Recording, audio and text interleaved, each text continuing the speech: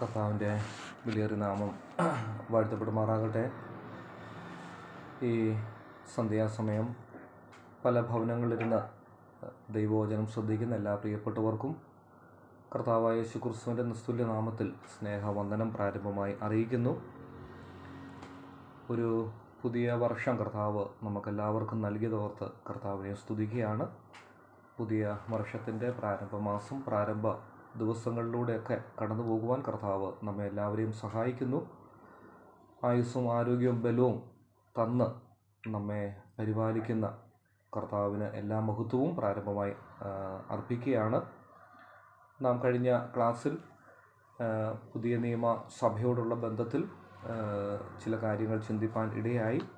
പുതിയ നിയമസഭയുടെ സവിശേഷതകൾ അല്ലെങ്കിൽ പ്രത്യേകതകൾ എന്ന വിഷയമാണ്. നാം ആ വിഷയത്തിലേക്ക് പ്രവേശിച്ചില്ല. പ്രാരംഭമായി നാം അറിഞ്ഞിരിക്കേണ്ട ചില കാര്യങ്ങളാണ് കഴിഞ്ഞ ക്ലാസ്സിൽ നാം ചിന്തിപ്പാനിടയായത്. സഭയെന്നാൽ എന്തല്ല എന്ന വിഷയം നാം ചിന്തിച്ചു. പുതിയ നിയമസഭ എന്നാൽ എന്താണ്? 3 കാര്യങ്ങൾ അതിനോടുള്ള ബന്ധത്തിൽ നാം കഴിഞ്ഞ ക്ലാസ്സിൽ ചിന്തിപ്പാനിടയായി. 1, വിളിച്ച് വേർതിരിക്കപ്പെട്ടവരുടെ കൂട്ടമാണ്. 2, കർത്താവിൻ്റെ സ്വന്തം ജനമാണ്. 3, കർത്താവിൻ്റെ പ്രത്യേക സമ്പത്താണ്.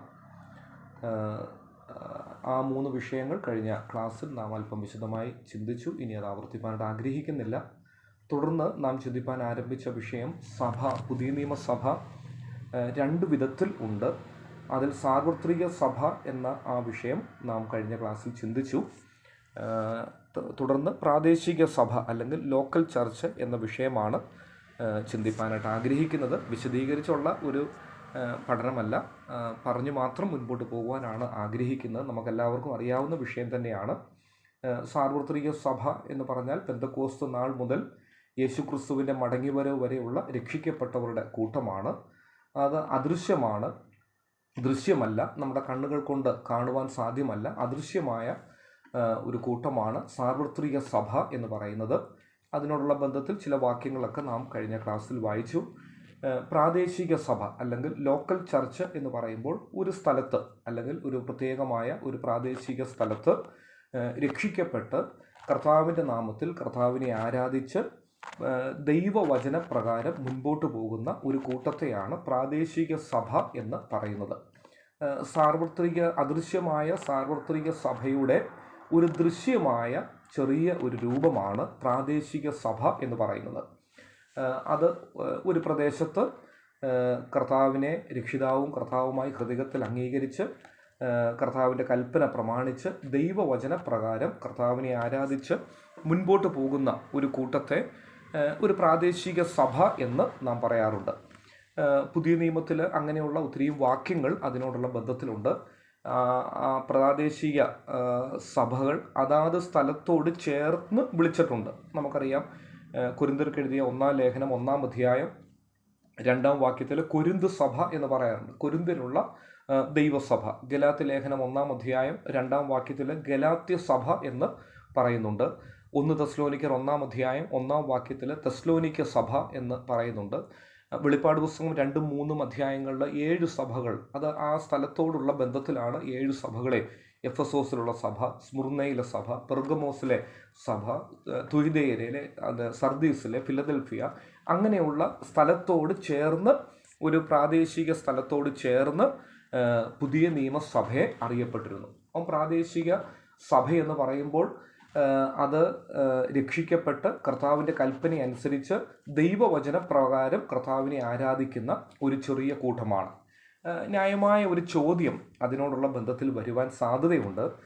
നമുക്കറിയാം, ഇന്ന് നമ്മുടെ ചുറ്റുപാടുകളിലൊക്കെ ഒത്തിരിയും സഭകൾ നാം കാണുന്നുണ്ട്. ധാരാളം സഭകൾ നാം കാണുന്നുണ്ട്. ഒരു പക്ഷേ ഇതിലേതാണ് ഒരു പ്രാദേശിക സഭ എന്നുള്ള ഒരു ചോദ്യം നമ്മുടെ ഹൃദയത്തിൽ വരുവാനായി സാധ്യതയുണ്ട്.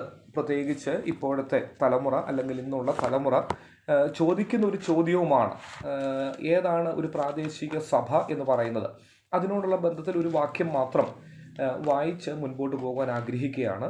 പ്രവൃത്തിയുടെ പുസ്തകം 2-ാം അധ്യായം 41-ഉം 42-ഉം വാക്യങ്ങളാണ്. അപ്പോസ്തല പ്രവൃത്തിയുടെ പുസ്തകം 2-ാം അധ്യായം 41-ഉം 42-ഉം വാക്യങ്ങളാണ്.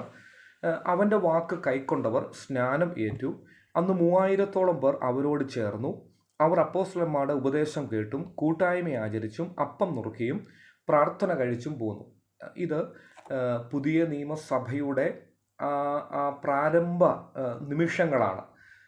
ആ പിറവിയെടുത്ത സമയമാണ്. അതായത് പുതിയ നിയമസഭ 2-ാം അധ്യായം 14 മുതലുള്ള വാക്യങ്ങളിലാണ് ആത്മാവിൽ നിറഞ്ഞുകൊണ്ട് പത്രോസ് പ്രസംഗിക്കുകയാണ്. പത്രോസിൻ്റെ പ്രസംഗ വിഷയം അല്ലെങ്കിൽ ആ കേന്ദ്ര വിഷയം എന്ന് പറയുന്നത് ക്രൂശിക്കപ്പെട്ടവനായ കർത്താവായ യേശുക്രിസ്തുവാണ്. വാസ്തവത്തിൽ പത്രോസ് ഈ ജനത്തിൻ്റെ നടുവിൽ വലിയൊരു കൂട്ടം, പെന്തക്കോസ്ത് പെരുന്നാളാണ്, ലോകത്തിൻ്റെ വിവിധ ഭാഗത്തു നിന്ന് അനേകായിരം ആളുകൾ അവിടെ കടന്നു വന്നിട്ടുണ്ട്. അവരുടെ നടുവിൽ നിന്നുകൊണ്ടാണ് പത്രോസ് പ്രസംഗിക്കുന്നത്. കർത്താവായ യേശുക്രിസ്തുവിനെ, ക്രൂശിക്കപ്പെട്ടവനായ ക്രിസ്തുവിനെ വരച്ചു കാട്ടുകയാണ്. ഇത് കേട്ടപ്പോൾ 37-ാം വാക്യത്തിൽ ഇത് കേട്ടിട്ട് അവർ ഹൃദയത്തിൽ കുത്തുകൊണ്ടു എന്ന് വായിക്കുന്നു. അവിടെ ഇത് കേട്ടിട്ട് എന്ന് പറയുമ്പോൾ ഇതിനു മുൻപുള്ള കാര്യങ്ങൾ, അതായത് പത്രോസ് കർത്താവായ യേശുക്രിസ്തുവിനെ, ക്രൂശിക്കപ്പെട്ടവനായ ക്രിസ്തുവിനെ അവരുടെ മുൻപിൽ വരച്ചു കാട്ടി അത് കേട്ട് ആ നിർമ്മലമായ സുവിശേഷം കേട്ടപ്പോൾ ചിലരുടെ ഹൃദയത്തിൽ കുത്തുകൊള്ളുവാനിടയായി തീർന്നു. പാപത്തെക്കുറിച്ചുള്ള ബോധ്യം അവരുടെ ഹൃദയത്തിൽ ഉണ്ടാകുവാൻ ഇടയായി. അവർ ചോദിച്ചു, സഹോദരന്മാരായ പുരുഷന്മാരെ, ഞങ്ങൾ എന്തു ചെയ്യണം? രക്ഷ പ്രാപിപ്പാൻ ഞങ്ങൾ എന്തു ചെയ്യണം? നാം താഴോട്ട് വരുമ്പോൾ വായിക്കുന്നുണ്ട്, ഈ വക്രതയുള്ള തലമുറയുടെ നടുവിൽ നിന്ന് രക്ഷിക്കപ്പെടുവീൻ. അങ്ങനെ എന്തു സംഭവിച്ചു? 41-ാം വാക്യത്തിൽ അവൻ്റെ വാക്ക് കൈക്കൊണ്ടു, അർത്ഥാൽ രക്ഷിക്കപ്പെട്ടു എന്ന് നാം കാണുന്നുണ്ട്. ദൈവസഭയുടെ ആരംഭം അവിടെ സംഭവിക്കുകയാണ്. ദൈവസഭയുടെ ആരംഭം സംഭവിക്കുമ്പോൾ തന്നെ, അല്ലെങ്കിൽ ആത്മീയ ദൈവസഭയുടെ പിറവി, പുതിയ നിയമസഭയുടെ പിറവി സംഭവിക്കുമ്പോൾ തന്നെ ചില ഉപദേശ വിഷയങ്ങളുടെ പ്രാധാന്യവും അവിടെ നാം കാണുന്നുണ്ട്. അത് 41-ഉം 42-ഉം വാക്യങ്ങളിലാണ് നാം ആ വിഷയം കാണുന്നത്. 41-ഉം 42-ഉം വാക്യങ്ങൾ. അതായത് 7 കാര്യങ്ങൾ അവിടെ ഊന്നൽ കൊടുത്ത് പറയുന്നുണ്ട്. ലോകത്തിൻ്റെ വിവിധ ഭാഗത്തു നിന്ന് ആയിരങ്ങൾ അവിടെ വന്നിട്ടുണ്ട്. പെന്തക്കോസ്ത് പെരുന്നാളാണ്. ആത്മാവിൽ നിറഞ്ഞുകൊണ്ട് പത്രോസ് പ്രസംഗിച്ചു. ആ പ്രസംഗം ചിലരുടെ ഹൃദയത്തിൽ കുത്തുകൊണ്ടു. അതിൽ ചിലർ ഒന്ന് രക്ഷിക്കപ്പെടുവാനിടയായി, അവൻ്റെ വാക്ക് കൈക്കൊണ്ടു, അർത്ഥാൽ രക്ഷിക്കപ്പെടുവാനിടയായി. 2 രക്ഷിക്കപ്പെട്ടവർ സ്നാനപ്പെട്ടു എന്ന വായിക്കുന്നത്. രണ്ടാമത്തെ അവൻ്റെ വാക്ക് കൈക്കൊണ്ടവർ സ്നാനം ഏറ്റു. അന്ന് 3000-ഓളം പേർ അവരോട് ചേർന്നു. അതായത് അപ്പോസ്തലന്മാരോട് ചേരുവാൻ ഇടയായി. കഴിഞ്ഞ നാളുകൾ അവർ നിലനിന്ന സാഹചര്യങ്ങൾ വിട്ടുകൊണ്ട് ഈ രക്ഷിക്കപ്പെട്ടവർ, ഈ സ്നാനപ്പെട്ടവർ അവരോട് ചേർന്നു. അതായത് ഈ അപ്പോസ്തലന്മാരോട് ചേരുവാനിടയായി.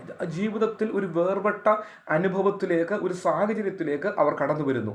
4 അവർ ഉപദേശം കേട്ടു. ദൈവവചനം അവർ പഠിക്കുവാനായിട്ട്, ഉപദേശം കേൾക്കുവാനായിട്ട് അവർ ആരംഭിച്ചു. 5 അവർ കൂട്ടായ്മ ആചരിച്ചു. അതായത് ഒരുമിച്ച് ദൈവമക്കൾ ഒരുമിച്ചുള്ള ഒരു കൂട്ടായ്മ. 6 അവർ അപ്പം നുറുക്കി എന്നാണ്. അതായത് തിരുവത്താഴം, കർത്താവിൻ്റെ മരണത്തെ പ്രസ്താവിക്കുന്ന ആ തിരുവത്താഴം, അല്ലെങ്കിൽ അവർ അപ്പം നുറുക്കി കർത്താവിനെ ആരാധിപ്പാനിടയായി. ഒടുവിൽ പ്രാർത്ഥന കഴിച്ചു എന്ന് വായിക്കുന്നു. ഈ 7 കാര്യങ്ങൾ ഒരു പ്രാദേശിക സഭയുടെ അടിസ്ഥാന ഉപദേശ വിഷയങ്ങളാണ്, അല്ലെങ്കിൽ 7 തൂണുകളാണ്. ഒരു പ്രാദേശിക സഭ എന്ന് പറയുമ്പോൾ നാം ചിന്തിക്കുന്ന വിഷയം, പുതിയ നിയമസഭ 2 വിധത്തിലുണ്ട്. ഒന്ന് സാർവത്രിക സഭ, 2 പ്രാദേശിക സഭ. സാർവത്രിക സഭ അദൃശ്യമാണ്, എന്നാൽ പ്രാദേശിക സഭ അത് ദൃശ്യമാണ്. അദൃശ്യമായ സാർവത്രിക സഭയുടെ ദൃശ്യമായ ഓരോ ചെറിയ കൂട്ടവുമാണ് ഓരോ പ്രാദേശിക സഭയും. ഒരു പ്രാദേശിക സഭയെ എങ്ങനെ നമുക്ക് തിരിച്ചറിയാം? അതിന് 7 തൂണുകൾ ഉണ്ട്. ആ 7 തൂണുകൾ എന്ന് പറയുന്നത്, 1 രക്ഷിക്കപ്പെട്ടവർ, 2 സ്നാനപ്പെട്ടവർ, 3 വേർപെട്ടവർ, 4 ഉപദേശം പഠിക്കുന്നവർ, 5 കൂട്ടായ്മ ആചരിക്കുന്നവർ, 6 അപ്പം നുറുക്കുന്നവർ, 7 ഒരുമിച്ച് പ്രാർത്ഥിക്കുന്നവർ. ഈ 7 തൂണുകളാണ്, ഈ 7 തൂണുകളിന്മേൽ, അല്ലെങ്കിൽ ഈ 7 അടിസ്ഥാന ഉപദേശത്തിന്മേലാണ് ഒരു പ്രാദേശിക സഭ നിൽക്കുന്നത്. അങ്ങനെയെങ്കിൽ ഈ 7 അടിസ്ഥാന ഉപദേശ വിഷയങ്ങൾക്ക് കൃത്യമായിട്ടുള്ള ദൈവവചനപ്രകാരമുള്ള പ്രാധാന്യം കൊടുക്കുന്ന ഒരു കൂട്ടത്തെ ദൈവത്തിൻ്റെ വചനം അതൊരു പ്രാദേശിക സഭയെന്ന് പറയുന്നു. അതുകൊണ്ട് ഇന്ന് രാത്രി ഒരു പ്രാദേശിക സഭ ഏത് എന്നുള്ള ആ ചോദ്യത്തിന് ദൈവവചനം നൽകുന്ന ഏറ്റവും പ്രധാനപ്പെട്ട അല്ലെങ്കിൽ അതിൻ്റെ ബേസ്മെൻ്റ് എന്ന് പറയുന്നത് ഈ 7 അടിസ്ഥാന വിഷയങ്ങളാണ്. അടിസ്ഥാന ഉപദേശ വിഷയങ്ങൾ, 7 തൂണുകൾ. ആ 7 തൂണുകളിന്മേലാണ് ഒരു പ്രാദേശിക സഭ നിൽക്കുന്നത്. അതിൽ 3 കാര്യങ്ങൾ മാത്രമല്ല, 4 കാര്യങ്ങൾ മാത്രമല്ല, 5 കാര്യങ്ങൾ മാത്രമല്ല, 7 തൂണുകളിന്മേലാണ് ഒരു പ്രാദേശിക സഭ നിൽക്കുന്നത്. വീണ്ടും ഒരു ചോദ്യം, അങ്ങനെയെങ്കിൽ ഈ 7 അടിസ്ഥാന ഉപദേശ വിഷയങ്ങൾക്ക് പ്രാധാന്യം കൊടുക്കാതെ മുൻപോട്ട് പോകുന്ന ഒരു കൂട്ടത്തെ ദൈവവചനപ്രകാരം അതൊരു പ്രാദേശിക സഭ എന്ന് പറയുവാൻ സാധ്യമല്ല. ഒരു പ്രാദേശിക സഭ എന്ന് പറയുമ്പോൾ കൊരിന്ത് സഭ അല്ലെങ്കിൽ ഗലാത്യ സഭ, പുതിയ നിയമത്തിൽ എത്രയോ ആ സ്ഥലത്തെ കേന്ദ്രീകരിച്ചുകൊണ്ട് പ്രാദേശിക സഭ അറിയപ്പെടുന്നുണ്ട്. ഇതെല്ലാം ഈ 7 കാര്യങ്ങൾക്ക് അതിൻ്റേതായ പ്രാധാന്യം കൊടുത്തതാണ്. 1, അവർ രക്ഷിക്കപ്പെട്ടവരായിരിക്കണം. 2, സ്നാനപ്പെട്ടവരായിരിക്കണം. രക്ഷിക്കപ്പെട്ടവർ പിതാവിൻ്റെയും പുത്രൻ്റെയും പരിശുദ്ധാത്മാവിൻ്റെയും നാമത്തിൽ സ്നാനം ഏൽക്കണം. അത് പുതിയ നിയമസഭയുടെ അടിസ്ഥാന പ്രമാണങ്ങളിൽ, അനുഷ്ഠാനങ്ങളിൽ വളരെ പ്രാധാന്യമുള്ള ഒരു വിഷയമാണ്. 3, വേർപെട്ട ജീവിതത്തിന് അവർ പ്രാധാന്യം കൊടുക്കണം. 4, ദൈവവചനം പഠിക്കണം. ഉപദേശപരമായ വിഷയങ്ങൾക്ക് പ്രാധാന്യം കൊടുക്കണം. അനേക സ്ഥലം സഭകൾ ഈ നാളുകളിൽ ദൈവവചനത്തിന് അതിൻ്റേതായ പ്രാധാന്യം കൊടുക്കുന്നില്ല. അത് വലിയൊരു പരാജയം തന്നെയാണ്. കാരണം അനേക സ്ഥലം സഭകളിൽ ദൈവവചന പഠനമില്ല. അതുകൊണ്ട് വചനത്തിൻ്റെ ഉപദേശപരമായ വിഷയങ്ങൾ അടുത്തൊരു തലമുറ വേണ്ടുന്ന ഗൗരവവും പ്രാധാന്യവും കൊടുക്കുന്നില്ല. എന്തുകൊണ്ടാണ് അടുത്തൊരു തലമുറ മറ്റു പല കൂട്ടങ്ങളിലേക്ക് ആകർഷിച്ചു പോകുന്നതിൻ്റെ പിൻപിൽ പ്രാദേശിക സഭകൾക്ക് സംഭവിക്കുന്ന പരാജയമാണ്. ഒരുപക്ഷെ ഞായറാഴ്ച ആരാധനയുണ്ട്, 2-2.5 മണിക്കൂർ നീണ്ടു നിൽക്കുന്ന ആരാധനയും ആത്മീക കൂടിവരവും ഒക്കെ ഉണ്ട്.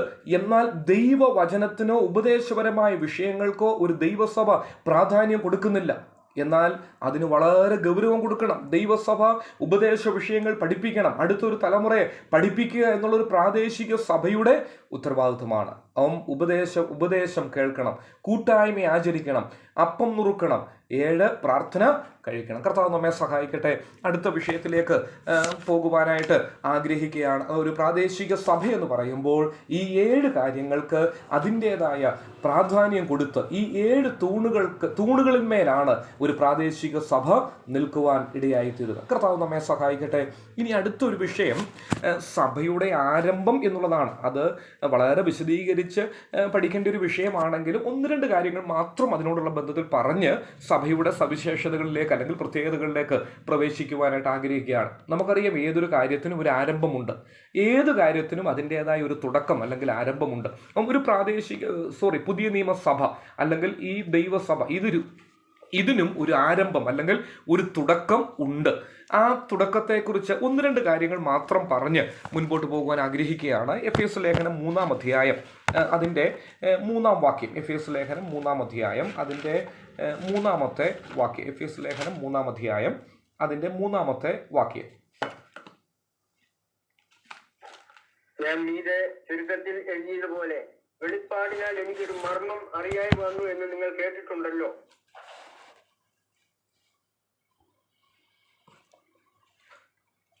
നാം ഈ വായിച്ച വേദഭാഗത്ത് വെളിപ്പാടിനാൽ എനിക്കൊരു മർമ്മം അറിയായി വന്നു എന്ന് നിങ്ങൾ കേട്ടിട്ടുണ്ടല്ലോ. ഇത് പൗലോസിൻ്റെ വാക്കുകളാണ്. ഒരു മർമ്മം എന്ന ഒരു പദമാണ് നാം അവിടെ കാണുന്നത്. സഭയുടെ ആരംഭം എന്ന് പറയുമ്പോൾ സഭ ഒരു മർമ്മമായിരുന്ന വിഷയമാണ്. നമുക്കെല്ലാവർക്കും അറിയാവുന്ന വിഷയമാണ്. സഭ ഒരു മർമ്മമായിരുന്നു. അതായത് പഴയ നിയമത്തിൽ സഭ മർമ്മമായ വിഷയമാണ്. 3-ാം വാക്യത്തിൽ എനിക്ക് ഒരു മർമ്മം അറിയായി വന്നു. ഇനി താഴോട്ട് വരുമ്പോൾ അതിൻ്റെ 5-ാം വാക്യത്തിൽ ആ മർമ്മം ഇപ്പോൾ അവൻ്റെ വിശുദ്ധ അപ്പോസ്തലന്മാർക്കും പ്രവാചകന്മാർക്കും ആത്മാവിനാൽ വെളിപ്പെട്ടതുപോലെ പൂർവ്വകാലങ്ങളിൽ മനുഷ്യർക്ക് അറിയായി വന്നിരുന്നില്ല. അതായത് പൂർവ്വകാലങ്ങളിൽ പഴയ നിയമ കാലഘട്ടത്തിൽ ഈ മർമ്മം ആർക്കും ദൈവത്തിൻ്റെ ആത്മാവ് വെളിപ്പെടുത്തിയില്ല. പുതിയ നിയമത്തിൽ ആ മർമ്മം എന്തെന്നുള്ളത് വെളിപ്പെടുവാൻ ഇടയായി. എന്നാൽ പൂർവ്വകാലങ്ങളിൽ ഈ മർമ്മം ആർക്കും ദൈവത്തിൻ്റെ ആത്മാവ് വെളിപ്പെടുത്തിയില്ല. അവൻ പഴയ നിയമത്തിൽ സഭ ഒരു മർമ്മമായിരുന്ന വിഷയമാണ്. നമുക്കറിയാം, പഴയ നിയമത്തിൽ പ്രവാചകന്മാർ, ദൈവഭക്തന്മാരായ അനേക ദൈവദാസന്മാർ ഉണ്ട്. അവർക്കാർക്കും സഭ എന്ന മർമ്മത്തെക്കുറിച്ചുള്ള വെളിപ്പാട് കൊടുത്തിരുന്നില്ല. എന്നാൽ അവർ യേശുക്രിസ്തുവിൻ്റെ ജനനം, ജീവിതം ഇതെല്ലാം കണ്ടു. ഉദാഹരണം പറഞ്ഞാൽ, പഴയ നിയമത്തിലുള്ള വിശുദ്ധന്മാർ, അല്ലെങ്കിൽ പഴയ നിയമ ഭക്തന്മാർ, പഴയ നിയമ പ്രവാചകന്മാർ, അവരുടെ ആ ദീർഘവീക്ഷണത്തിലൂടെ മുൻപോട്ട് നോക്കുമ്പോൾ ഒരു മല, അല്ലെങ്കിൽ ഒരു വലിയ പർവ്വതം, ആ പർവ്വതത്തിൻ്റെ മുകളിൽ അവരൊരു ക്രൂശ് കണ്ടു. അതായത് യേശുക്രിസ്തുവിൻ്റെ ജനനം അവർ കണ്ടു, യേശുക്രിസ്തുവിൻ്റെ ജീവിതം അവർ കണ്ടു, യേശുക്രിസ്തുവിൻ്റെ മരണം, യേശുക്രിസ്തുവിൻ്റെ മരണമൊക്കെ വ്യക്തമായി പഴയ നിയമത്തിൽ ദൈവദാസന്മാർ എഴുതിയിട്ടുണ്ട്. അവർ ദീർഘവീക്ഷണത്തിലൂടെ നോക്കുമ്പോൾ ഒരു മലയുടെ മുകളിൽ ഒരു ക്രൂശ് ഉയർത്തപ്പെട്ടത് കണ്ടു. വീണ്ടും അവർ നോക്കി, വീണ്ടും പഴയ നിയമത്തിലെ വിശുദ്ധന്മാർ നോക്കിയപ്പോൾ ആ ക്രൂശ് ഉയർത്തപ്പെട്ട മലയുടെ പുറകിൽ വീണ്ടും എന്താണ്, ആ യേശുക്രിസ്തു രാജാവായി ഇറങ്ങി വരുന്നതും അവർ കണ്ടു. പഴയ നിയമത്തിലെ ഭക്തന്മാരായ ആളുകൾ യേശുക്രിസ്തു രാജാവായി വരുന്നത്, ഒലിവുമലയിൽ അവൻ്റെ കാലുകൾ ചവിട്ടും, ഇതൊക്കെ പഴയ നിയമത്തിലെ പ്രവചന വിഷയങ്ങളാണ്. അതൊക്കെ ദൈവദാസന്മാർ കണ്ടു. എന്നാൽ ഈ രണ്ട് പർവ്വതങ്ങളുടെ ഇടയിൽ ഒരു വലിയ താഴ്വരയുണ്ട്. അത് അവർക്കാർക്കും ദൈവത്തിൻ്റെ ആത്മാവ് വെളിപ്പെടുത്തിയില്ല. പഴയ നിയമത്തിലുള്ള ആ ഭക്തന്മാരായ ആളുകൾ യേശുക്രിസ്തുവിൻ്റെ ജനനം എത്രയോ നൂറ്റാണ്ടുകൾക്ക് മുൻപ് തന്നെ എഴുതി വച്ചിട്ടുണ്ട്. യേശുക്രിസ്തുവിൻ്റെ ജീവിതത്തിൻ്റെ പ്രത്യേകതകൾ, യേശുക്രിസ്തുവിൻ്റെ മരണം, അവൻ അനുഭവിക്കുവാൻ പോകുന്ന കഷ്ടാനുഭവങ്ങൾ, ആ ക്രൂശ്, ഇതെല്ലാം പഴയ നിയമത്തിലെ ദൈവഭക്തന്മാരായ ആളുകൾ ദീർഘവീക്ഷണത്തിലൂടെ ദൈവത്തിൻ്റെ ആത്മാവിനാൽ എഴുതി വെച്ചു. യേശുക്രിസ്തു രാജാവായി വരുവാൻ പോകുന്നത്, ഒലിവുമലയിലേക്ക് അവൻ ഇറങ്ങി വരുന്നത്, ഇതെല്ലാം അവർക്ക് വെളിപ്പെടുത്തി. എന്നാൽ ഈ രണ്ട് പർവ്വതങ്ങളുടെ, രണ്ട് മലയുടെ ഇടയിൽ ഒരു വലിയ താഴ്വരയുണ്ട്. ആ താഴ്വര പഴയ നിയമത്തിലെ ആർക്കും ദൈവം വെളിപ്പെടുത്തിയില്ല. അതിനെക്കുറിച്ചുള്ള ആദ്യ പ്രവചന വാക്യം നമുക്കറിയാം. മത്തായിയുടെ സുവിശേഷം 16-ാം അധ്യായം അതിൻ്റെ 18-ാമത്തെ വാക്യത്തിലാണ് ഞാൻ എൻ്റെ സഭയെ പണിയും എന്നുള്ള ആ വാക്യം. അതുകൊണ്ടാണ് പൗലോസ് ഇവിടെ പറയുന്നത്, പൂർവ്വകാലങ്ങളിൽ മറഞ്ഞിരുന്ന ഒരു മർമ്മം, പഴയ നിയമത്തിലെ വിശുദ്ധന്മാർക്ക്, പ്രവാചകന്മാർക്ക്, ദൈവഭക്തന്മാരായ എല്ലാവർക്കും മറഞ്ഞിരുന്ന ഒരു വലിയ മർമ്മമാണ് ഇവിടെ പൗലോസ് വെളിപ്പെടുത്തുന്നത്. ആ മർമ്മം എന്തെന്നുള്ളത് നമുക്കറിയാം. അതിൻ്റെ വിശദീകരണത്തിൽ പോകുന്നില്ല. കൊലോസ് ലേഖനം 1:26, 27, എഫെസ് ലേഖനം 3-ാം അധ്യായം 6-ാം വാക്യം, ഈ വാക്യങ്ങളിലൊക്കെ ആ മർമ്മം എന്തെന്നുള്ളത് നാം അവിടെ വായിക്കുന്നുണ്ട്. മഹത്വത്തിന്റെ പ്രത്യാശയായ ക്രിസ്തു നമ്മളിൽ ഇരിക്കുന്നു, അല്ലെങ്കിൽ ജാതികൾ യഹൂദന്മാരോടുകൂടെ അനുഗ്രഹിക്കപ്പെടുവാനായിട്ട് പോകുന്നു, കൂട്ടവകാശികളാകുവാൻ പോകുന്നു, ഏക ശരീരസ്ഥരാകുവാനായിട്ട് പോകുന്നു, പങ്കാളികളാകുവാൻ പോകുന്നു. ആ വലിയൊരു മർമ്മമാണ് പൗലോസ് ഇവിടെ വെളിപ്പെടുത്തുവാൻ ഇടയായിത്തീരുന്നത്. സഭയുടെ ആരംഭം എന്ന് പറയുമ്പോൾ ഇത് പൂർവ്വകാലങ്ങളിൽ മറഞ്ഞിരുന്നതാണ്.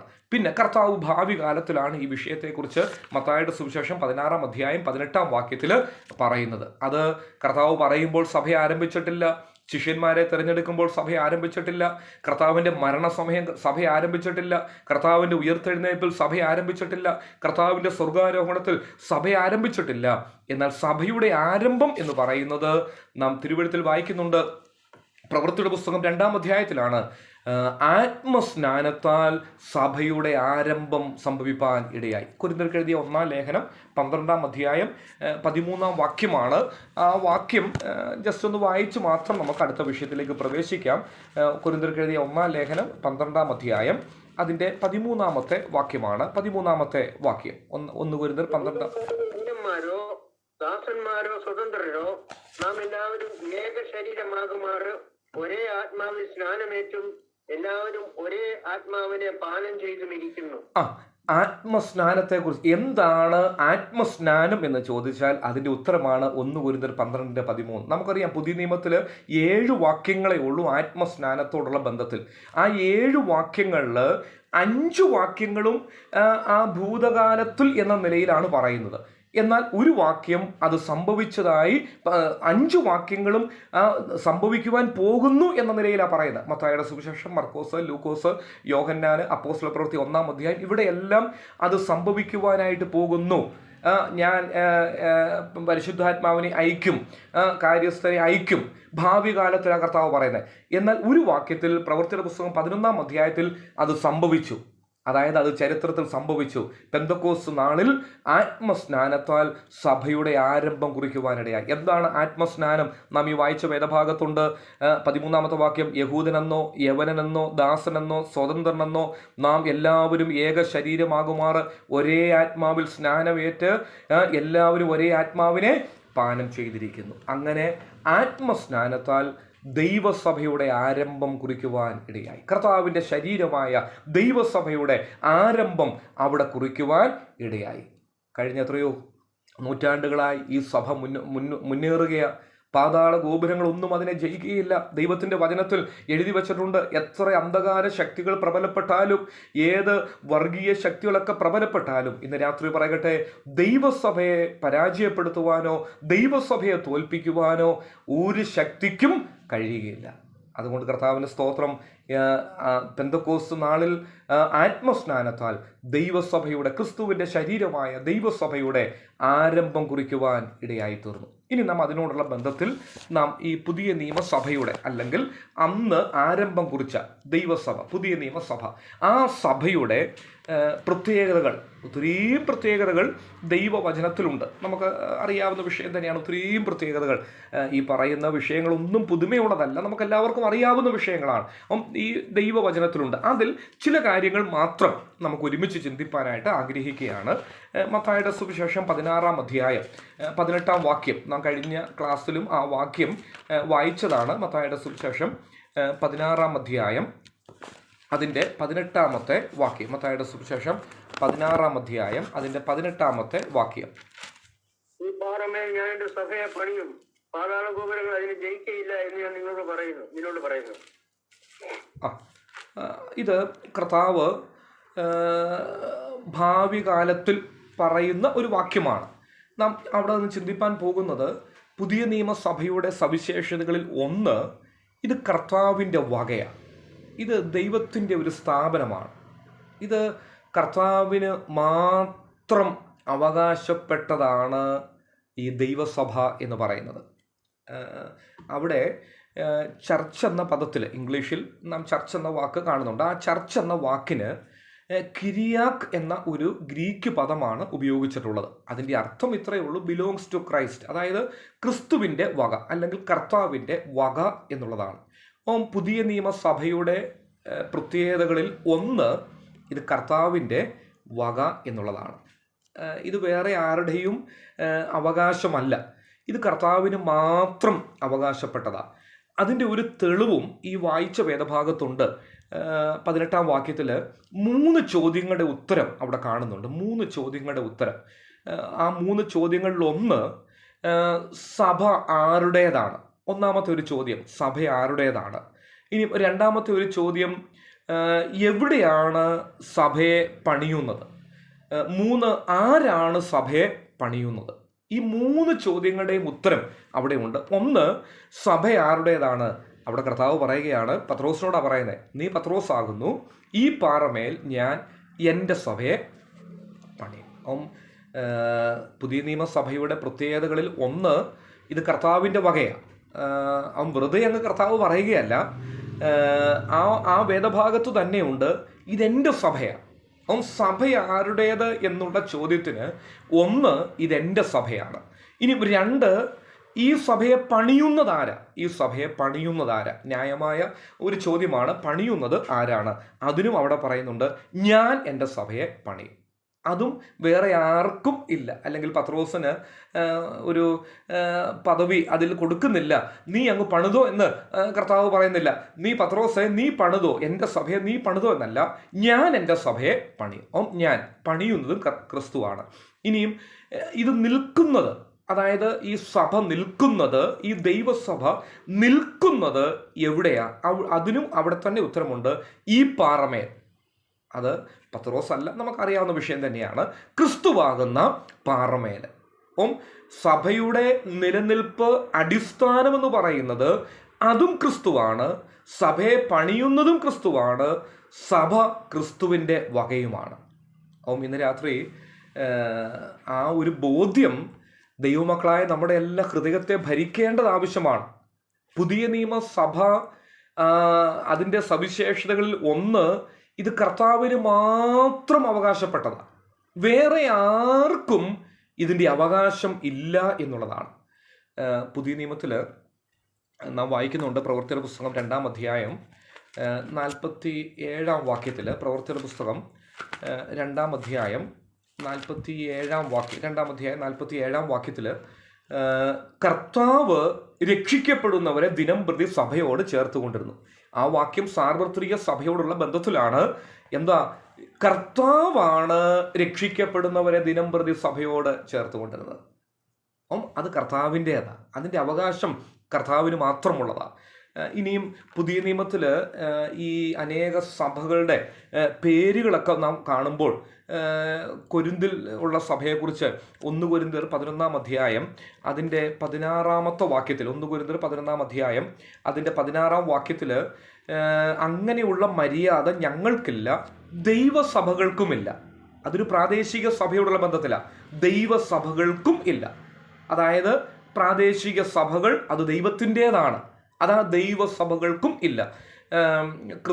ഗലാത്യ ലേഖനം 1-ാം അധ്യായം 21-ഉം 22-ഉം വാക്യങ്ങളിലാണ്. ഗലാത്യ ലേഖനം 1-ാം അധ്യായം 21-ഉം 22-ഉം വാക്യങ്ങളിൽ യഹൂദിയിലെ ക്രിസ്തു സഭകൾക്കോ അതായത് ക്രിസ്തുവിൻ്റെ സഭകൾ ക്രിസ്തുവിൻ്റേതാ അല്ലെങ്കിൽ കർത്താവിൻ്റേതാ. ദൈവസഭകൾ 2 ഗലാത്യ ലേഖനം 1-ന്റെ 21-ഉം 22-ഉം ക്രിസ്തു സഭകൾക്കോ, അതൊരു പ്രാദേശിക സഭയാണ്. ക്രിസ്തു സഭകൾക്കോ.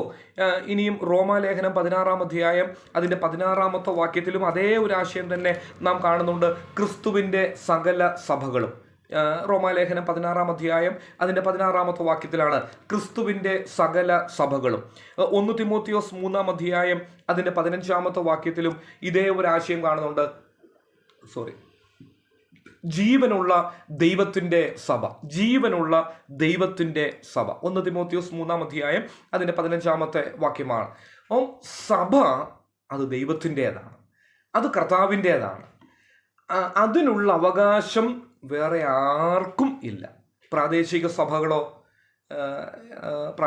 സഭകൾ ഏതെങ്കിലും മൂപ്പന്മാരുടെ അല്ലെങ്കിൽ ആ സഭയെ പരിപാലിപ്പാൻ വേണ്ടി കർത്താവാക്കി വെച്ചിട്ടുള്ള ആത്മീക നേതൃത്വത്തിൻ്റെ വകയാണോ? അല്ല. പൗലോസിൻ്റെ മിഷണറി യാത്രകളിൽ എത്രയോ സഭകൾ പൗലോസ് സ്ഥാപിച്ചിട്ടുണ്ട്. എത്രയോ സഭകൾ അതിൻ്റെ ആരംഭം കുറിക്കുവാനിടയായിട്ടുണ്ട്. അതൊക്കെ പൗലോസിൻ്റെ സഭയെന്നോ പത്രോസിൻ്റെ സഭയെന്നോ അങ്ങനെ ഒന്നും പുതിയ നിയമത്തിൽ നാം കാണുന്നില്ല. പുതിയ നിയമത്തിൽ നാം കാണുന്ന വിഷയമെന്ന് പറയുന്നത് പ്രാദേശിക സഭകൾ അത് ദൈവത്തിൻ്റേത് മാത്രമാണ്, അത് ക്രിസ്തുവിൻ്റേത് മാത്രമാണ്, അത് കർത്താവിൻ്റേത് മാത്രമാണ്. വേറെ ആർക്കും ഇതിനൊരു അവകാശം കർത്താവ് കൊടുത്തിട്ടില്ല. അതിൻ്റെ കാരണമെന്ന് പറയുന്നത് സഭ കർത്താവിൻ്റേത് മാത്രമെന്ന് പറയുന്നതിൻ്റെ പിൻപിൽ ഇതെങ്ങനെ സമ്പാദിച്ചു എന്നുള്ളത് കൊണ്ടാണ്. പ്രവൃത്തിയുടെ പുസ്തകം 20-ാം അധ്യായം 28-ാം വാക്യത്തിലുണ്ട്. പ്രവൃത്തിയുടെ പുസ്തകം 20-ാം അധ്യായം അതിൻ്റെ 28-ാമത്തെ വാക്യം. കർത്താവ് ഇതെൻ്റെ സഭയെന്നും അല്ലെങ്കിൽ സഭകൾ ക്രിസ്തുവിൻ്റേതാണെന്നും ഞാൻ പണിയെന്നൊക്കെ പറയുമ്പോൾ പ്രവൃത്തിയുടെ പുസ്തകം 20-ാം അധ്യായം അതിൻ്റെ 28-ാം വാക്യത്തിൽ ഇതെന്തുകൊണ്ടാണ് ഇത് കർത്താവിന് മാത്രം അവകാശമെന്ന് പറയുന്നത്? 20-ാം അധ്യായം 28-ാമത്തെ വാക്യം. മൂപ്പന്മാർക്ക് എന്തുകൊണ്ട് അവകാശമില്ല? അല്ലെങ്കിൽ മറ്റ് തന്റെ സ്വന്തം രക്തത്താൽ സമ്പാദിച്ചിരിക്കുന്ന അത്രയും മതി. അത്രയും മതി. അവിടെ വായിക്കുന്നത് നിങ്ങളെ തന്നെയും താൻ സ്വന്തം രക്തത്താൽ സമ്പാദിച്ചിരിക്കുന്ന ദൈവത്തിന്റെ സഭ. സ്വന്തം രക്തത്താൽ സമ്പാദിച്ചിരിക്കുന്ന ദൈവത്തിന്റെ സഭ. ഇതിന്റെ ആ പിൻപിലെ മുതൽ മുടക്കെന്ന് പറയുന്നതും ഇതിന്റെ സമ്പാദ്യം എന്ന് പറയുന്നതും ഇതിന്റെ പിൻപിൽ ആരാ? കർത്താവ് മാത്രമാണ്. ദൈവസഭ കർത്താവിന് മാത്രം അവകാശപ്പെട്ടതെന്ന് എന്തുകൊണ്ട് പറയുന്നു? ഇത് കർത്താവ് സമ്പാദിച്ചതാണ്. ഇത് പത്രോസ് സമ്പാദിച്ചതല്ല, ഇത് പൗലോസ് സമ്പാദിച്ചതല്ല, കർത്താവിന്റെ ശിഷ്യന്മാർ സമ്പാദിച്ചതല്ല. ഇത് സമ്പാദിച്ചത് കർത്താവ്. അതുകൊണ്ടാണ് പറയുന്നത് നിങ്ങളെ തന്നെയും താൻ സ്വന്തം രക്തത്താൽ സമ്പാദിച്ചിരിക്കുന്ന ദൈവത്തിന്റെ സഭ. ഇനിയും എഫേസ്യ ലേഖനം 5-ാം അധ്യായം 27-ാം വാക്യത്തിൽ നാം വായിക്കുന്നുണ്ട്, തന്നെത്താൻ അവൾക്ക് വേണ്ടി ഏൽപ്പിച്ചു കൊടുത്തു എന്നാണ്. തന്നെത്താൻ അവൾക്ക് വേണ്ടി ഏൽപ്പിച്ചു കൊടുത്തു. ഗലാത്യ ലേഖനം 2:20 അതേ ആശയം തന്നെ വായിക്കുന്നുണ്ട്. ആ കർത്താവ് തന്നെത്താൻ ഏൽപ്പിച്ചു കൊടുക്കുവാൻ ഇടയായി. ദൈവസഭയ്ക്ക് വേണ്ടി തന്നെത്താൻ ഏൽപ്പിച്ചു കൊടുത്ത് കർത്താവിൻ്റെ ചങ്കിലെ ആ ചുടുനിണത്താൽ, ആ ചോരയാൽ വീണ്ടെടുത്തതാണ് ദൈവസഭ എന്ന് പറയാം. അതുകൊണ്ട് ഇതിൻ്റെ അവകാശം കർത്താവിന് മാത്രമാണ്.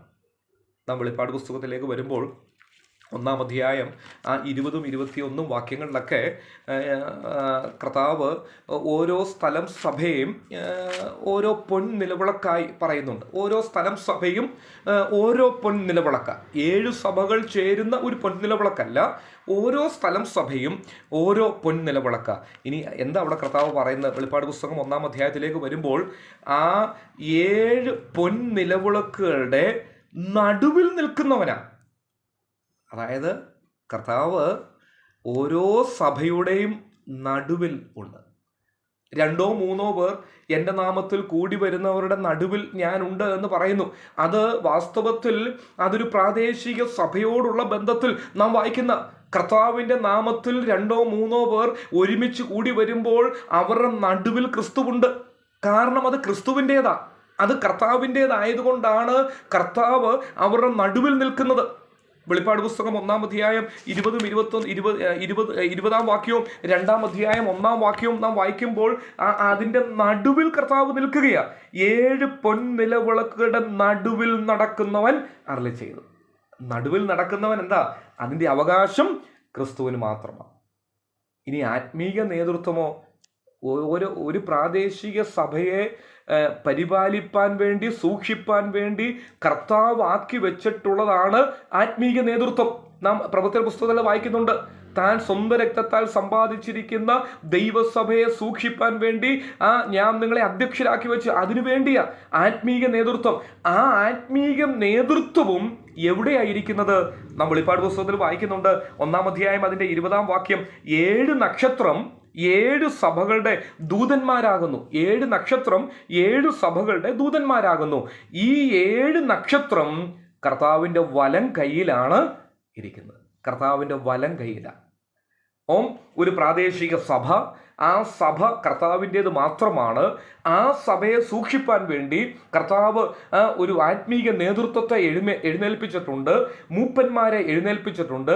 ഇനി ആ മൂപ്പന്മാരെ അല്ലെങ്കിൽ ആ ആത്മീക നേതൃത്വം എവിടെയാണ്? അവർക്ക് സ്വാതന്ത്ര്യമായിട്ട് കാര്യങ്ങൾ ചെയ്യുവാൻ അനുവാദമില്ല. അവർ കർത്താവിൻ്റെ വലം കരത്തിലാണ്. ഓരോ പ്രാദേശിക സഭയുടെയും നേതൃത്വമാണ് ഓരോ ദൂതന്മാർ. അതാണ് 7 നക്ഷത്രം. അത് ഓരോ ദൂതന്മാരാണ്. ആ 7 നക്ഷത്രം വലങ്കയിൽ പിടിച്ചുകൊണ്ട്. ഇന്ന് രാത്രി ഒരു വിഷയം ഇങ്ങനെ പറയട്ടെ, വലങ്കയിലാണ്, ക്രിസ്തുവിൻ്റെ വലങ്കയിലാണ് ആത്മീയ നേതൃത്വം ഇരിക്കുന്നത്. ഇപ്പം എൻ്റെ വലങ്കയിൽ ഒരു സാധനം ഉണ്ട് എങ്കിൽ എൻ്റെ വലങ്കൈ ചലിക്കുന്നതും എൻ്റെ വലങ്കൈ പ്രവർത്തിക്കുന്നതും എല്ലാം എൻ്റെ തലയിൽ നിന്ന് കൊടുക്കുന്ന കമാൻഡിനനുസരിച്ചാണ് എൻ്റെ വലങ്കൈ പ്രവർത്തിക്കുന്നത്. അങ്ങനെയെങ്കിൽ ആത്മീക നേതൃത്വം ക്രിസ്തുവിൻ്റെ വലങ്കരത്തിൽ ഇരുന്ന് വേണം ദൈവസഭയെ പരിപാലിപ്പാൻ. എന്തുകൊണ്ടാണ് പലപ്പോഴും ആത്മീക നേതൃത്വത്തിൻ്റെയൊക്കെ നടുവിൽ ഒത്തിരി, നമ്മുടെ വിഷയം അതല്ല എങ്കിലും ഒന്ന് പറഞ്ഞു മാത്രം മുൻപോട്ട് പോകട്ടെ, എന്തുകൊണ്ടാണ് ആത്മീക നേതൃത്വം ദൈവസഭയെ പരിപാലിക്കേണ്ടതുപോലെ പരിപാലിക്കാതെ സ്വന്തം താല്പര്യങ്ങൾക്കൊക്കെ അനുസരിച്ച് മുൻപോട്ട് പോയി അനേക പ്രശ്നങ്ങളും ഭിന്നതകളുമൊക്കെ ദൈവസഭകളിൽ ഉണ്ടാകുന്നത്? അനേക ദൈവസഭകളിൽ ഉണ്ടാകുന്ന പ്രശ്നങ്ങളുടെയൊക്കെ പിൻപിൽ ആത്മീക നേതൃത്വത്തിൻ്റെ നടുവിൽ ഉണ്ടാകുന്ന പ്രതിസന്ധികളാണ്. ഇതെന്തുകൊണ്ടാണ് ഉണ്ടാകുന്നത്? ഈ വലങ്കരത്തിൽ നിന്ന് അങ്ങ് താഴോട്ടിറങ്ങുവാനായിട്ട് ശ്രമിക്കും. വലങ്കരത്തിൽ നിന്ന്, ക്രിസ്തുവിൻ്റെ വലങ്കരത്തിൽ നിന്ന്, കർത്താവിൻ്റെ വലങ്കരത്തിൽ നിന്ന് താഴോട്ടിറങ്ങി സ്വന്തം വിവേകം കൊണ്ടും സ്വന്തം ബുദ്ധി കൊണ്ടും സ്വന്തം അറിവും കൊണ്ടും കാര്യങ്ങൾ ചെയ്യുവാൻ നോക്കുമ്പോഴാണ് ദൈവസഭയിൽ പ്രശ്നങ്ങൾ ഉണ്ടാകുന്നത്. അതുകൊണ്ട് ഇന്ന് രാത്രി ഒരു പ്രാദേശിക സഭ എന്ന് പറയുമ്പോൾ അത് ദൈവത്തിൻ്റെ സ്ഥാപനമാണ്, അത് കർത്താവിൻ്റെ വകയാണ്. ആ ബോധ്യം എല്ലാവരെയും ഭരിക്കണം. ചിലരെ മാത്രമല്ല, എല്ലാവരെയും ഒരുപോലെ ഭരിക്കണം. രക്ഷിക്കപ്പെട്ട ദൈവമക്കളുടെ ഹൃദയങ്ങളിൽ ഭരിക്കേണ്ട ഒരു വിഷയമാണ് കർത്താവെ, ഞാൻ ഉൾപ്പെട്ടു നിൽക്കുന്ന ഈ പ്രാദേശിക സഭയെന്ന് പറയുന്നത്, ഞാൻ ഉൾപ്പെട്ടു നിൽക്കുന്ന ഈ ദൈവസഭയെന്ന് പറയുന്നത്. ഒരുപക്ഷെ നമ്മുടെയൊക്കെ വല്യപ്പച്ചന്മാർ ഒത്തിരി അധ്വാനിച്ചിട്ടുണ്ടായിരിക്കും. അവരുടെ വിയർപ്പ് അതിൻ്റെ പിൻപിലൊക്കെ ഒത്തിരി ഉണ്ട്. നമ്മളെ നടത്തിയവരെ നാം ഓർക്കണം, അവരെ നാം ബഹുമാനിക്കണം. ഇതെല്ലാം ശരിയാണ്. പക്ഷേ ഒരു പ്രാദേശിക സഭയെന്ന് പറയുമ്പോൾ അത് കർത്താവിൻ്റേത് മാത്രമാണ്. ആ ബോധ്യം നമ്മുടെയൊക്കെ ഹൃദയങ്ങളെ ഭരിക്കുമ്പോൾ ഇന്ന് രാത്രി പറയട്ടെ, ഒത്തിരി പ്രശ്നങ്ങളൊക്കെ ഇല്ലാതെയാകും. ഒരുപക്ഷെ എൻ്റെ പിതാവ് വസ്തുവൊക്കെ ദാനമായിട്ട് കൊടുത്തിട്ടുണ്ടായിരിക്കും. എൻ്റെ പിതാവ് സ്വയമായി പണി കഴിപ്പിച്ചിട്ടുള്ള ആ കെട്ടിടമൊക്കെ ആയിരിക്കും. കാര്യങ്ങളൊക്കെ ശരിയാ. എന്തായിരുന്നാലും ഒരു പ്രാദേശിക സഭയെന്ന് പറയുമ്പോൾ അവിടെയുള്ള ദൈവമക്കൾ, ആ ദൈവസഭ, ആ ദൈവമക്കളുടെ കൂട്ടമെന്ന് പറയുന്നത് അത് കർത്താവിന് മാത്രം അവകാശപ്പെട്ടതാണ്. അതുകൊണ്ടാണ് വെളിപ്പാട് പുസ്തകം 2-3 അധ്യായങ്ങളിൽ 7 സഭകൾക്കുള്ള ദൂത് പറയുമ്പോൾ ആവർത്തിച്ചു കർത്താവ് പറയുന്ന ഒരു വിഷയമുണ്ട്. വെളിപ്പാട് പുസ്തകം 2-ാം അധ്യായം 2-ാം വാക്യം, 9-ാം വാക്യം, 13-ാം വാക്യം, 19-ാമത്തെ വാക്യം, 3-ാം അധ്യായം 1, 8, 15 ഈ വാക്യങ്ങളിലൊക്കെ ആവർത്തിച്ച് നാം കാണുന്ന ഒരു വിഷയം എന്ന് പറയുന്നത് ഞാൻ അറിയുന്നു. കർത്താവിന് സ്തോത്രം. എന്താ കർത്താവ് പറയുന്നത്? ഞാൻ അറിയുന്നു. എഫെസോസ് സഭയോട്, ഓരോ സഭയോടും ദൈവത്തിൻ്റെ ആത്മാവ് പറയുക, ഞാൻ അറിയുന്നു. കാരണം ഇതെൻ്റേതാണ്. എഫെസോസ് സഭയെക്കുറിച്ച് ഒത്തിരി കാര്യങ്ങളൊക്കെ പറഞ്ഞു. പക്ഷേ അവരിൽ ഒരു കുറവുണ്ട്. ഓരോ സഭയെയും കുറവുകൾ ചൂണ്ടിക്കാണിക്കുന്നു. അവരുടെ ന്യൂനതകൾ മാത്രമല്ല, 2 കാര്യങ്ങളും അവരോട് ചൂണ്ടിക്കാണിക്കുന്നുണ്ട്. പക്ഷേ കർത്താവ് പറയുന്നുണ്ട്, ഇതെല്ലാം ഞാൻ അറിയുന്നുണ്ട്. ഒരു പ്രാദേശിക സഭയെന്ന് പറയുമ്പോൾ അത് കർത്താവിൻ്റെ വകയാണ്. നാം കൊലോസ്യ ലേഖനം 2-ാം അധ്യായത്തിൽ ഒരു വാക്ക് ഇങ്ങനെ വായിക്കുന്നുണ്ട്. കൊലോസ്യ ലേഖനം 2-ാം അധ്യായം അതിൻ്റെ കൊലോസ്യ ലേഖനം 2-ാം അധ്യായം അതിൻ്റെ 19-ാമത്തെ വാക്യമാണ്. 19-ാമത്തെ വാക്യം, കൊലോസ്യ ലേഖനം 2-ാം അധ്യായം അതിൻ്റെ 19-ാമത്തെ വാക്യം. തലയായവനിൽ നിന്നല്ലോ ശരീരം മുഴുവൻ സന്ധികളാലും ഞരമ്പുകളാലും ചൈതന്യം ലഭിച്ചും ഏകീഭവിച്ചും ദൈവീകമായ വളർച്ച പ്രാപിക്കുന്നത്. നമ്മുടെ കർത്താവായ യേശുക്രിസ്തു ശിരസ്സാണ്, സഭയുടെ തലയാണ്. ആ തലയിൽ നിന്നാണ്, ആ തലയായവനിൽ നിന്നാണ് ശരീരം മുഴുവൻ, ദൈവസഭ അത് ക്രിസ്തുവിൻ്റെ ശരീരമാണ്. ശരീരം മുഴുവൻ സന്ധികളാലും ഞരമ്പുകളാലും ചൈതന്യം ലഭിച്ച് ഏകീഭവിച്ച് ദൈവീകമായ വളർച്ച പ്രാപിക്കേണ്ടത്. ഇതൊരു ജീവൽ ബന്ധമാണ്. ക്രിസ്തുവും സഭയും, തലയും ശരീരവും തമ്മിലുള്ള. അതുകൊണ്ടാണല്ലോ നമ്മൾ പലപ്പോഴും പറയുന്ന സഭയെന്ന് പറഞ്ഞാൽ ഒരു സംഘടനയല്ല. എന്താ സഭയെന്ന് പറഞ്ഞാൽ? അത് ഒരു ഓർഗനൈസേഷൻ അല്ല, അതൊരു ജീവൽ ബന്ധമാണ്. ക്രിസ്തുവും ഞാനും തമ്മിലുള്ള, ഒരു സഭയും ക്രിസ്തുവും തമ്മിലുള്ള ബന്ധമെന്ന് പറയുന്നത് അതൊരു ജീവൽ ബന്ധമാണ്. തലയും ശരീരവും ആയിട്ടുള്ള ബന്ധമാണ്. കർത്താവ് നമ്മെ സഹായിക്കട്ടെ. കൊലോസ്യ ലേഖനം 2-ാം അധ്യായം അതിൻ്റെ 19-ാമത്തെ വാക്യത്തിൽ നാം വായിക്കുന്നു. നാം മുൻപോട്ട് വരുമ്പോൾ ആ വാക്യം അല്പം കൂടെ ഒന്ന് വിശദീകരിക്കുന്നുണ്ട്. എന്താ പറയുന്നത്? തലയായവനിൽ നിന്നല്ലോ ശരീരം മുഴുവൻ. ക്രിസ്തുവിൻ്റെ വകയാണ്, കർത്താവിൻ്റെ വകയാണ് സഭ എന്ന് പറയുന്നത്. അതുകൊണ്ട് എന്ത് ചെയ്യണം? സഭ അല്ലെങ്കിൽ ക്രിസ്തുവിൻ്റെ ശരീരമായ സഭ എന്ത് ചെയ്യണം? തലയായവനെ മുറുകെ പിടിക്കണം. എന്തിനു വേണ്ടിയാ? ആത്മീകമായ വളർച്ച പ്രാപിക്കേണ്ടതിന്, ദൈവസഭയുടെ വളർച്ച പ്രാപിക്കേണ്ടതിന് എന്താ ചെയ്യേണ്ടത്? ആത്മീക ചൈതന്യം ലഭിച്ച് ആത്മീകമായ വളർച്ച പ്രാപിക്കണമെങ്കിൽ തലയായവനെ മുറുകെ പിടിക്കണം, ക്രിസ്തുവിനെ നാം. അതുകൊണ്ടാണ് ബർന്നബാസ് പറയുന്നുണ്ടല്ലോ, ആ വാക്യം പ്രവൃത്തിയുടെ പുസ്തകം 11-ാം അധ്യായത്തിലാണ്. ബർന്നബാസ് എന്താ പറയുന്നത്? എല്ലാവരും ഹൃദയ നിർണയത്തോടെ, എഫെസോസ് സഭയോട് പറയുന്നത് എന്താ? ബർന്നബാസ് അന്ത്യോക്യ സഭയോട് എന്താ പറയുന്നത്? ഹൃദയ നിർണയത്തോടെ നിങ്ങളെല്ലാവരും കർത്താവിനോട് ചേർന്ന് നിൽക്കുകയാണ്. കർത്താവിനോട് ചേർന്ന് നിൽക്കുക. കാരണം ഇത് കർത്താവിൻ്റെയാണ്. ഇനി അതിനോടുള്ള ബന്ധത്തിൽ ഒരു കാര്യം കൂടെ പറഞ്ഞ് അടുത്ത വിഷയത്തിലേക്ക് നമുക്ക് പോകാം. ഇത് കർത്താവിൻ്റേതായതുകൊണ്ട്, കർത്താവിൻ്റെ ആണല്ലോ സഭ, കർത്താവിൻ്റേതാ സഭ. സഭ പണിയുന്നത് ക്രിസ്തുവ, സഭ കർത്താവിൻ്റേതാണ്. ക്രിസ്തുവാകുന്ന പാറമേലാണ് സഭ നിൽക്കുന്നത്. ക്രിസ്തുവും സഭയും തമ്മിലുള്ള ബന്ധം ഒരു ജീവൽ ബന്ധമാണ്. അത് തലയും ശരീരവും തമ്മിലുള്ള ബന്ധമാണ്. അതുകൊണ്ട് ഒരു കാര്യം കൂടെ പറഞ്ഞ് മുൻപോട്ട് പോകട്ടെ. തലയും ശരീരവും തമ്മിലുള്ള ഒരു ജീവൽ ബന്ധമായതുകൊണ്ട്, ക്രിസ്തുവിന് മാത്രം അവകാശപ്പെട്ടതായതുകൊണ്ട്, തൻ്റെ ശരീരമായ സഭയുടെ അവകാശം ക്രിസ്തുവിന് മാത്രമായതുകൊണ്ട് നാം ഒരു കാര്യം ഓർക്കണം. അന്യോന്യമുള്ള ബന്ധം വളരെ ആരോഗ്യപരമായി നാം സൂക്ഷിക്കണം. വളരെ ആരോഗ്യപരമായി അന്യോന്യമുള്ള ബന്ധം നാം സൂക്ഷിക്കണം. നാം ഈ വായിച്ച വേദഭാഗത്തുണ്ട്, തലയായവനിൽ നിന്നല്ലോ ശരീരം മുഴുവൻ സന്ധികളാലും ഞരമ്പുകളാലും ദൈവീകമായിട്ടുള്ള വളർച്ച പ്രാപിക്കുന്നത്. അതുകൊണ്ട് നാം എന്ത് ചെയ്യണം? തലയായവനെ മുറുകെ പിടിക്കണം. അന്യോന്യമുള്ള ആ ബന്ധം ആരോഗ്യപരമായി സൂക്ഷിക്കണം. അന്യോന്യം എന്ന് പറഞ്ഞാൽ ആരാണ്? ദൈവമക്കൾ തമ്മിലുള്ള ബന്ധം. കൊരിന്ത്യർക്ക് എഴുതിയ 1-ാം ലേഖനം 12-ാം അധ്യായം 25-ഉം 26-ഉം വാക്യങ്ങളിൽ, കൊരിന്ത്യർക്ക് എഴുതിയ 1-ാം ലേഖനം 12-ാം അധ്യായം 25-ഉം 26-ഉം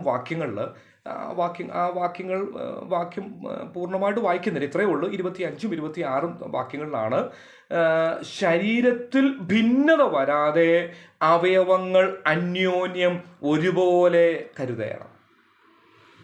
കാരണം ഇത് കർത്താവിൻ്റേതായതുകൊണ്ട്, കർത്താവിന് മാത്രം അവകാശപ്പെട്ടതായതുകൊണ്ട്, കർത്താവിൻ്റെ ശരീരമായതുകൊണ്ട്, ക്രിസ്തുവാകുന്ന തലയിൽ നിന്നാണ് ശരീരം ആത്മീകമായ വളർച്ച പ്രാപിക്കുന്നത് കൊണ്ട് ശരീരത്തിൻ്റെ ഉത്തരവാദിത്വം എന്താണ്? ശരീരത്തിൽ ഭിന്നത വരാതെ അവയവങ്ങൾ അന്യോന്യം ആരോഗ്യപരമായ ബന്ധം സൂക്ഷിക്കണം. കാരണം എന്താണ്? ഒരു തലയിൽ നിന്നാണ് ഇത് വരുന്നത്. വളരെ ഗൗരവത്തോട് നാം അത് ചിന്തിക്കേണ്ട വിഷയമാണ്.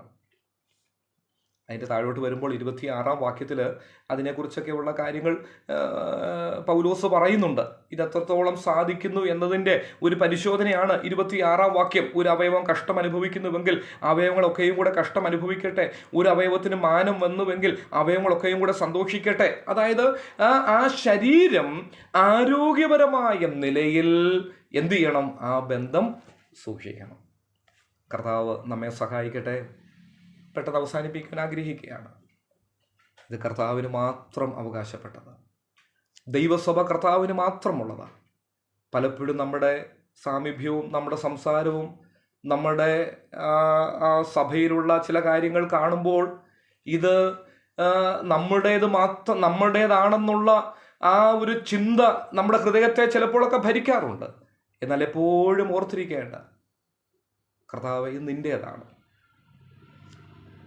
ആ ഒരു ബോധ്യം നമ്മളെ ഭരിക്കുമ്പോൾ ഒത്തിരി പ്രശ്നങ്ങളൊക്കെ തീരുവാനിടയാകും, ഒത്തിരിയും വിഷയങ്ങളൊക്കെ തീരുവാനിടയാകും. ആ ഒരു ബോധ്യം നമ്മുടെ ഹൃദയത്തെ ഭരിക്കുമ്പോൾ, കർത്താവേ ഇത് നിൻ്റേതാണ്, എനിക്കിതിനകത്തിൽ ഒരു അവകാശവുമില്ല, നീ എന്നെ തിരഞ്ഞെടുത്തു. ദൈവത്തിൻ്റെ വലിയ കൃപയാൽ ആ രൂത്ത് പറയുന്ന ഭാഗ്യവശാൽ ബോവസിൻ്റെ വയലിലേക്ക് പ്രവേശിപ്പാനിടയായതുപോലെ ഭാഗ്യവശാൽ കർത്താവേ നീ എന്നെ തിരഞ്ഞെടുത്തല്ലോ, ഇത് മാത്രമേ എനിക്ക് പറയുവാനായിട്ടുള്ളൂ, ഇതിൻ്റെ അവകാശമെല്ലാം നിനക്ക് മാത്രമുള്ളതാണ്. പിന്നെ ശുശ്രൂഷയുള്ള ബന്ധത്തിൽ ഒരു ആത്മീക നേതൃത്വത്തെ കർത്താവ് ആക്കി വെച്ചിട്ടുണ്ടെങ്കിൽ അവരുടെ ഉത്തരവാദിത്വം എന്താണ്?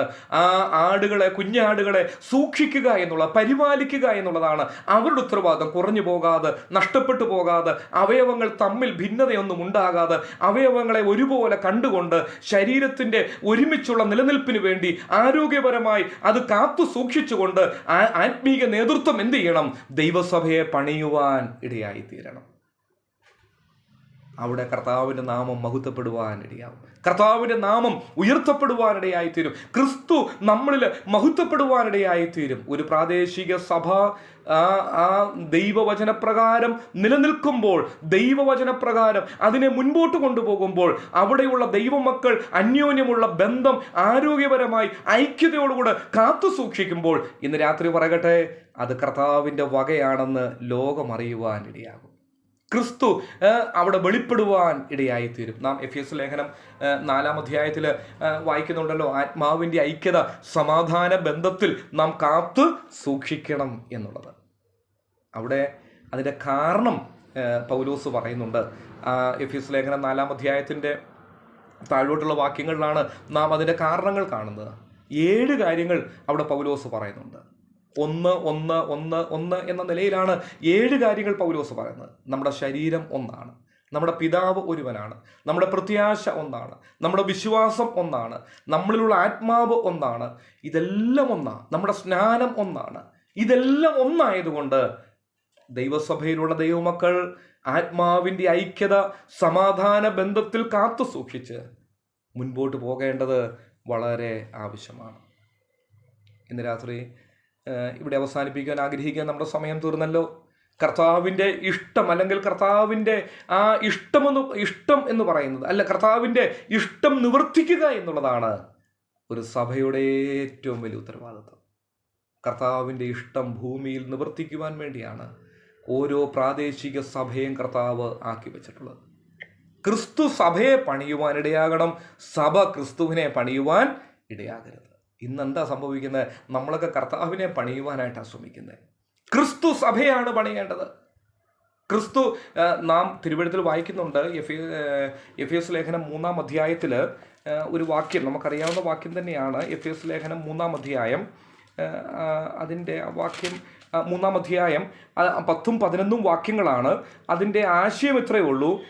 അതായത് സഭ മുഖാന്തരം അങ്ങനെ ഇപ്പോൾ സ്വർഗത്തിൽ വാഴ്ചകൾക്കും അധികാരങ്ങൾക്കും ദൈവത്തിൻ്റെ ബഹുവിധമായ ജ്ഞാനം അവൻ നമ്മുടെ കർത്താവായ യേശു ക്രിസ്തുവിൽ നിവർത്തിച്ച അനാദി നിർണയപ്രകാരം സഭ മുഖാന്തരം അറിയായി വരുന്നു. സഭ മുഖാന്തരം, അതിന് മുകളിൽ പറയുന്ന കാര്യങ്ങളെല്ലാം ഇന്ന് ക്രിസ്തുവിനെ ലോകത്തിൻ്റെ മുൻപിൽ വെളിപ്പെടുത്തേണ്ട ഉത്തരവാദിത്വമാണ് ഓരോ പ്രാദേശിക സഭയുടെയും ഉത്തരവാദിത്വം. അതാ ഉത്തരവാദിത്വം. കേവലം ചില കാര്യങ്ങൾ മാത്രം ചെയ്ത് മുൻപോട്ട് പോകുക എന്നുള്ളതല്ല. ഒരുപക്ഷെ ആത്മീയ പ്രവർത്തനങ്ങളൊക്കെ കാണും, അതിനെക്കുറിച്ച് മാത്രമല്ല. ഓരോ പ്രാദേശിക സഭയുടെയും ഉത്തരവാദിത്വം എന്ന് പറയുന്നത് ക്രിസ്തുവിനെ വെളിപ്പെടുത്തുക എന്നുള്ളതാണ്. കാരണം ഇത് കർത്താവിൻ്റെ വകയായതുകൊണ്ട്, ഇത് ദൈവത്തിൻ്റെ സ്ഥാപനമായതുകൊണ്ട്, ഇത് കർത്താവ് സ്ഥാപിച്ചതായതുകൊണ്ട്, ഇതിൻ്റെ പിൻപിലുള്ള മുതൽ മുടക്ക് കർത്താവിൻ്റേതായതുകൊണ്ട്, ഇത് കർത്താവ് സമ്പാദിച്ചത് കൊണ്ട്, ഈ കർത്താവിൻ്റെ ചങ്കിലെ ചോരയുടെ വിലയാണ് ദൈവസഭ എന്നുള്ളത് കൊണ്ട് ഇന്ന് രാത്രി പറയട്ടെ, ഓരോ പ്രാദേശിക സഭയും എന്ത് ചെയ്യണം? കർത്താവിൻ്റെ ഇഷ്ടം നിവർത്തിക്കുവാൻ ഇടയായിത്തീരണം. അതാണ് ഏതൊരു സഭയുടെയും ഉത്തരവാദിത്വം. കർത്താവ് നമ്മെ സഹായിക്കട്ടെ. ഈ നാളുകളിലൊക്കെ നമ്മളിൽ കുറവുകളൊക്കെ വരുന്നുണ്ട് എന്നുള്ളതറിയാം. സഭ കഴിഞ്ഞേ ഉള്ളൂ, ബാക്കിയെല്ലാം നമുക്ക് അനേക ആത്മീക പ്രസ്ഥാനങ്ങൾ കർത്താവ് സഹായിച്ചുണ്ട്. ഈ ആത്മീക പ്രസ്ഥാനങ്ങളൊക്കെ എന്ന് പറയുന്നത് അതെല്ലാം സഭയുടെ ഓരോ പോഷകമായിട്ടുള്ള ഘടകങ്ങൾ മാത്രമാണ്. സഭയുടെ പിൻപിൽ നിൽക്കുന്നതാണ്. സഭയുടെ മുകളിൽ വേറെ ഒന്നുമില്ല. കർത്താവ് ഭൂമിയിൽ സ്ഥാപിച്ചത് സഭ മാത്രമാണ്. ആ സഭയിലൂടെയാണ് കർത്താവിനെ ലോകം അറിയുവാൻ ഇടയായിത്തീരേണ്ടത്. നമുക്ക് വിവിധ നിലകളിലൊക്കെ അനേക സ്ഥലങ്ങളിൽ അല്ലെങ്കിൽ നാം പ്രവർത്തിക്കുന്നുണ്ട്. പക്ഷേ നമ്മുടെയൊക്കെ ലക്ഷ്യം എന്തായിരിക്കണം? സഭ എന്നുള്ളതായിരിക്കണം. നമ്മുടെയൊക്കെ ലക്ഷ്യം ഒരു പ്രാദേശിക സഭ എന്നുള്ളതായിരിക്കണം. ആ സഭയ്ക്ക് അതിൻ്റെതായ ഗൗരവവും അതിൻ്റെതായ പ്രാധാന്യവും നാം കൊടുക്കുവാൻ ഇടയായി തീരണം. ചില വിശ്വാസികളൊക്കെ ഉണ്ട്, എല്ലാവരുമല്ല, സഭയിൽ യാതൊരു പ്രയോജനവുമില്ല. സഭയിൽ ഞായറാഴ്ച വരും, 2-2.5 മണിക്കൂർ ഇരിക്കും, കർത്താവിനെ ആരാധിക്കും, തിരികെ ഭവനത്തിൽ പോകും. എന്നാൽ മറ്റുള്ള ആത്മീകമായ പ്രവർത്തനങ്ങളിലൊക്കെ വളരെ ആക്റ്റീവാണ്. അങ്ങനെ കർത്താവ് ആഗ്രഹിക്കുന്നില്ല. നീ ആദ്യം സഭയിലൂടെ കർത്താവിൻ്റെ വകയായ ദൈവത്തിൻ്റെ സ്ഥാപനമായ കർത്താവിൻ്റെ ചങ്കിലെ ചോരയുടെ വിലയായ ദൈവസഭയിലാണ് നാം പ്രയോജനപ്പെടേണ്ടത്. കർത്താവ് നമുക്ക് കൃപാവരങ്ങൾ തന്നിട്ടുള്ളത് എന്തിനു വേണ്ടിയാ? ദൈവസഭയുടെ ആത്മീകമായിട്ടുള്ള വളർച്ചയ്ക്ക് വേണ്ടിയാ. ദൈവസഭയുടെ ആത്മീകമായ വളർച്ചയ്ക്ക് വേണ്ടിയാ. അവിടെയാണ് ഒന്നാമത് ഫലം പുറപ്പെടുവിക്കേണ്ടത്, ഫലം കായ്ക്കേണ്ടത് ഒന്നാമത് അവിടെയാണ്. അവിടുന്ന് വേണം എല്ലായിടത്തോട്ടും പോകാനായിട്ട്.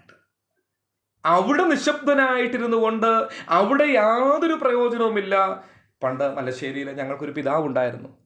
ആ അപ്പച്ചന് ഞങ്ങളുടെയൊക്കെ ചെറുപ്പത്തിൽ പ്രസംഗിക്കുമ്പോൾ ചില ഉദാഹരണങ്ങളൊക്കെ പറയുമ്പോൾ അപ്പച്ചൻ പറയാറുണ്ട്, ചില വിശ്വാസികളൊക്കെ കേവലം അവർക്ക് 5 ഓണം ഉണ്ടെന്നൊക്കെയാണ് പറയുന്നത്. അതായത് ഞായറാഴ്ച അവർ വരുന്നുണ്ട്, വന്നോണം, ഇരുന്നോണം, മുറിച്ചോണം, തിന്നോണം, കേട്ടോണം, പൊക്കോണം എന്നൊക്കെ അപ്പച്ചൻ. അതായത് സഭയിൽ യാതൊരു പ്രയോജനമില്ല. അവർ വരുന്നുണ്ട്, ഇരിക്കുന്നുണ്ട്, മുറിക്കുന്നുണ്ട്, കേൾക്കുന്നുണ്ട്, പോകുന്നുണ്ട്. എന്നാൽ പുറത്തോട്ടിറങ്ങുമ്പോൾ അവർ പ്രയോജനപ്പെടുക. ഇന്ന് രാത്രി പറയട്ടെ, സഭയിലൂടെയാണ്. അതാണ് എഫെസ്യ ലേഖനം 3-ാം അധ്യായം അതിൻ്റെ 10-11 വാക്യങ്ങളിൽ എന്താ?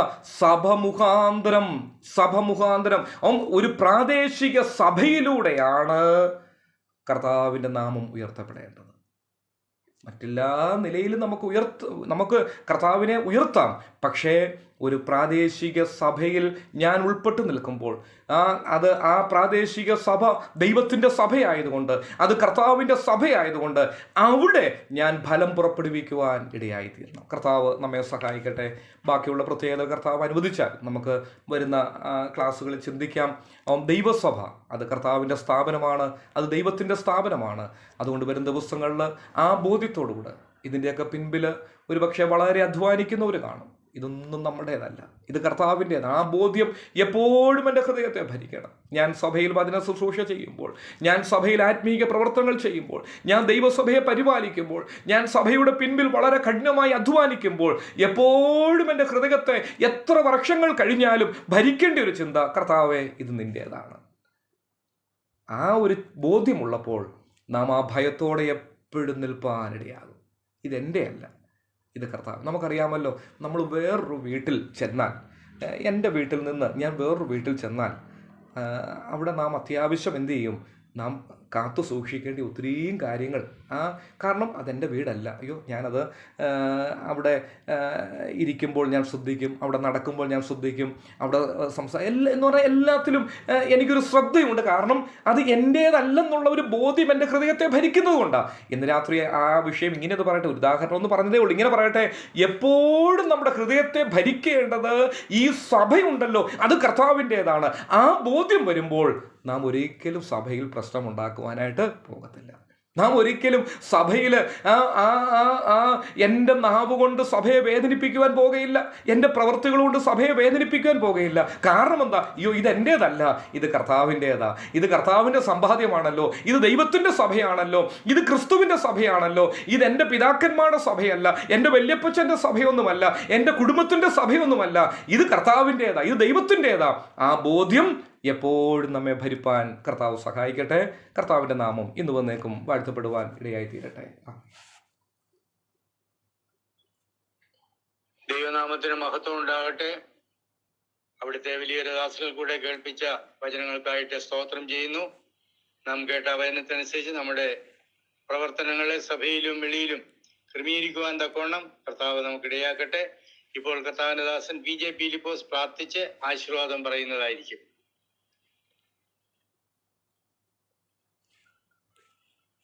നമുക്ക് പ്രാർത്ഥിക്കാം.